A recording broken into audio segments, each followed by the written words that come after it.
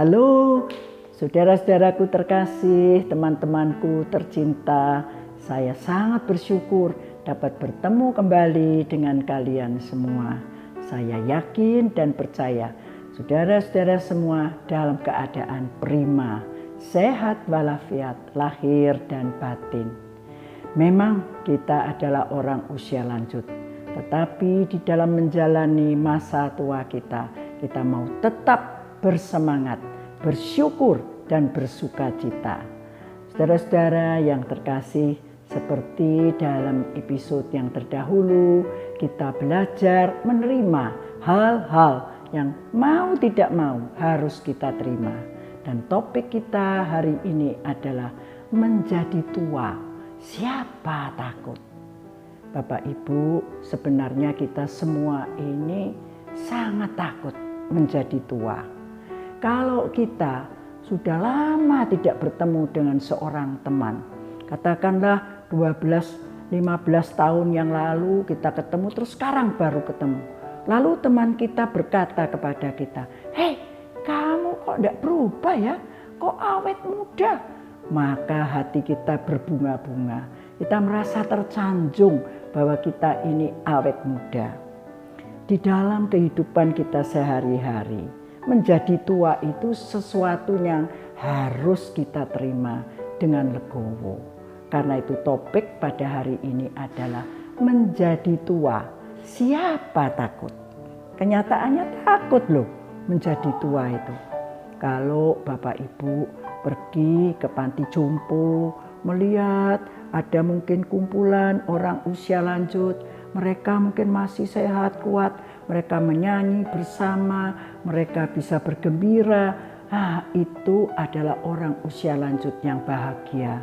Tapi di bagian lain, kita melihat orang usia lanjut yang diam saja, duduk termangu-mangu, yang juga tidak punya sesuatu untuk dikerjakan.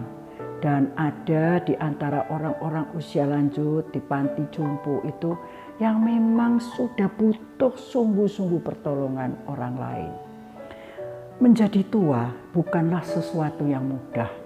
Menjadi tua itu sesuatu yang sulit dan tidak enak, karena secara jauh dalam hati kita tidak ingin menjadi tua. Kita kepingin tetap awet muda, tetapi tidak bisa. Menjadi tua itu setiap hari kita semua menjadi tua. Dan oleh karena ketakutan manusia itu, maka berbagai cara dipakai untuk bisa menunda menjadi tua itu. Itu sebabnya ada obat-obat anti-aging. Ada krim-krim yang bisa membuat kulit kita tidak keriput. Dan juga ada banyak suplemen-suplemen yang diiklankan dapat membuat orang itu menjadi fit, menjadi muda, sehat, semangat, seger. Ya. Dan kita tahu belakangan ini ada terapi stem cell. Saudara-saudara, semua itu adalah upaya manusia untuk kalau bisa menunda menjadi tua itu. Karena menjadi tua itu pasti tidak bisa di stop, tidak bisa direm, tapi jangan cepat-cepat.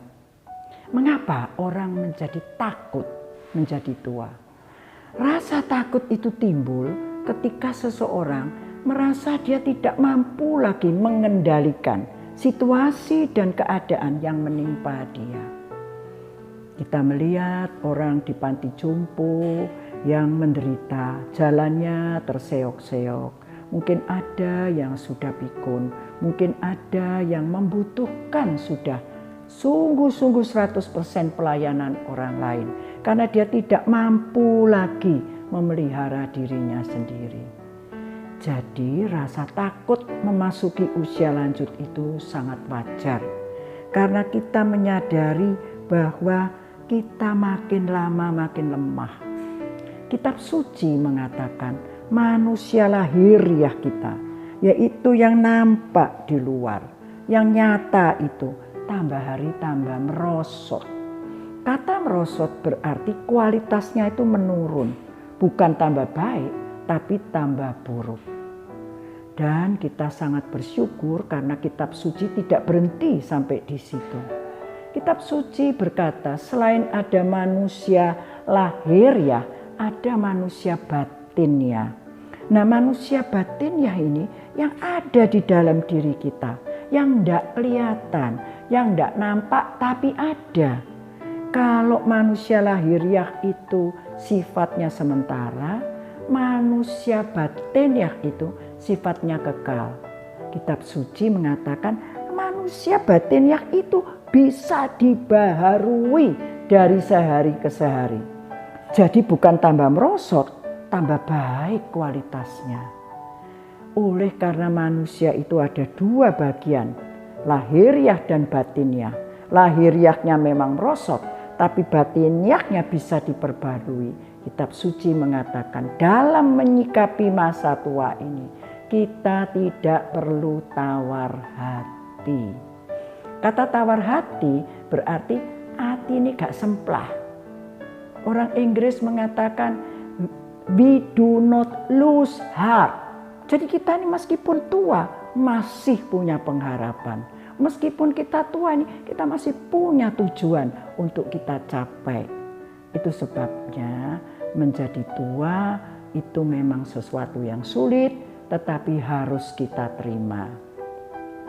Pemerintah Indonesia mengkategorikan orang usia lanjut itu mulai umur 60. 60 sampai 69 disebut lansia apa? Ya lansia tapi dia masih muda karena 60 sampai 69. Tapi 70 sampai 79 diberi nama lansia madya. Kalau sudah 80 sampai 89 namanya lansia paripurna. Di atas 90 namanya lansia paripurna kencana. Nah, Bapak Ibu, Saudara, mari kita periksa diri kita. Saya ini di kelompok mana ya? Nah, kalau saya ini ada di kelompok madya karena mau 79. Bapak Ibu yang saya kasihi, menjadi tua itu tidak terjadi dengan tiba-tiba. Pencipta kita, Tuhan, memberi kepada kita kesempatan waktu untuk mempersiapkan diri itu selama 60 tahun. Oleh karena itu, meskipun menjalani usia tua itu tidak enak, tapi harus kita jalani. Di episode pertama saya sudah bilang, orang usia lanjut itu distereotip dengan 9B. Ya, itu semua adalah kendala kelemahan fisik. Bahkan seorang mengatakan ada lagi satu, tetapi tidak bisa dimulai dengan B. Pada umumnya orang kalau sudah 60 tahun ke atas tuh kulitnya ini loh tidak lagi mulus. Bukan cuma keriput, tapi keluar bercak-bercak coklat. Ini masalah hormon. Makanya banyak orang pergi ke tempat-tempat di mana yang coklat-coklat ini bisa dikeluarkan. Ini adalah realita. Jadi bagaimana sekarang sikap kita? Tidak bisa diubah, mau tidak mau mesti menjadi tua. Jadi tapi kitab suci bilang jangan tawar hati. Tapi realitanya begitu tidak enak. Kita melihat begitu banyak orang yang menderita. Orang usia lanjut itu satu, secara fisik tambah tidak kuat, tidak berdaya. Kedua, sudah tua tidak bisa bekerja, ada masalah keuangan, finansial. Yang ketiga, masalah sosial, teman-teman juga tidak banyak lagi. Jadi kesepian, coba kita lihat sekeliling kita. Berapa banyak di antara kita yang sekarang ini hidup sendirian. Bukan karena mereka tidak punya anak, bukan. Mereka tadinya punya pasangan, punya anak-anak, tapi pasangan sudah dipanggil pulang dulu. Anak-anak dewasa, masing-masing membangun keluarganya sendiri.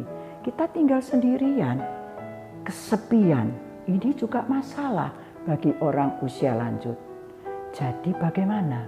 Tidak boleh tawar hati, mesti tetap punya pengharapan. Saya menganalogikan seperti ini. Ya, kita ini seperti naik kereta api, lalu dikasih tahu, kita akan masuk dalam terowongan. Enak enggak kalau masuk terowongan? Enggak enak. Tetapi begitu kita diberitahu masuk terowongan, wah kita duduknya lebih tegap, kita lebih berjaga-jaga, lebih bersiap. Memang selama masuk di dalam terowongan itu enggak enak, karena ya gimana ya, gelap gitu ya, enggak bisa lihat sesuatu yang baik ya. Tapi kita bisa menjadi gelisah, kita bisa menjadi tidak tenang. Nah, pada saat seperti itu, apakah kita akan keluar dari kereta api? Ya tentu tidak. Kita tetap duduk di situ dengan berjaga-jaga tadi. Dan yang terutama adalah kita memiliki kepercayaan. Kita mengandalkan masinis itu. Kereta api ini nanti pada satu saat pasti keluar dari terowongan dengan baik. Dan sungguh, sebentar lagi kereta api keluar, pemandangan berubah, yang gelap menjadi terang, pemandangan indah ada di kiri kanan kita. Begitu sebetulnya menjalani usia lanjut. Karena itu akan ada dua macam orang usia lanjut. Orang usia lanjut yang sungguh-sungguh mengandalkan penciptanya, ya, itu akan menjadi orang usia lanjut yang manis, yang bisa bersyukur, yang tambah tua tambah nerimo, sebab dia punya hubungan yang erat dengan Tuhan pencipta. Dia tahu dia itu dicintai sama Tuhan, tidak pernah dibiarkan sendiri, selalu ditolong. Karena itu dia tidak gelisah menjalani usia lanjut itu. Tapi sebaliknya, kalau ada orang yang tidak punya hubungan pribadi dengan Tuhan pencipta itu dengan baik, dia tidak merasa dicintai oleh Tuhan, tidak merasa diopeni oleh Tuhan. Bahkan dia gelisah. Kenapa jadi orang tua ini tidak enak? Sakit semua, capek semua. Anak-anak kecil dibesarkan, sekarang besar tidak peduli. Kemarahan timbul. Jadi akan ada dua macam orang. Yang satu, you become a better person. Yang satu, you become a bitter person. Orang yang pahit. Kenapa? Karena hubungan mereka dengan pencipta itu tadi berbeda. Bapak, Ibu, Saudara yang saya kasihi, mari kita memeriksa diri kita. Saya ini punya hubungan dengan pencipta yang bagaimana?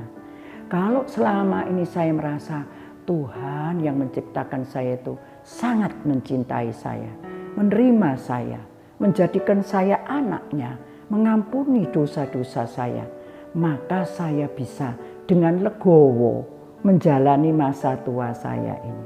Saya tidak takut karena saya tidak pernah sendiri. Pemazmur itu berdoa, ya Tuhan, janganlah membuang aku kalau aku sudah tua. Janganlah meninggalkan aku kalau kekuatanku habis. Dan pencipta mengatakan, aku dari dulu mencintai kamu. Dari dulu aku itu peduli dengan kamu. Aku ini gendong kamu dan mau terus melakukan itu sampai masa tuamu dan sampai masa putih rambutmu. Aku tetap mengasihi kamu. So, my dear friends, brothers and sisters, tidak usah takut menjalani masa tua kalau kita memiliki hubungan pribadi dengan pencipta kita. Dia bapak kita dan kita adalah anaknya. Kalau kita berjalan sendiri, pasti kita takut. Siapa yang kita andalkan dalam masa tua ini selain daripada pencipta kita di dalam Kristus? Karena itu saya undang Bapak Ibu untuk menyanyikan satu pujian ya. Sekarang aku sudah tua, rambutku putih-putih semua. Tetapi Tuhan tetap setia dan mengasihiku. Aku bersyukur, syukur pada Tuhanku. Terima kasih Tuhan untuk kasih-Mu. Bapak Ibu yang saya kasihi, dalam episode yang akan datang kita akan membicarakan satu hal lagi yang mau tidak mau harus kita terima. yaitu kematian. So my dear friends, brothers and sisters, tetap tinggal di rumah ya. Jangan keluar-keluar kalau gak sangat perlu. Tapi kalau harus keluar, jangan lupa pakai masker. Sering-sering cuci tangan, hatinya digembirakan. Jangan stres, makan yang bergizi, istirahat cukup. Dan kita akan pasti bisa melewati pandemi ini karena kita tidak pernah sendiri. So thank you for watching. God bless you all. Bye-bye.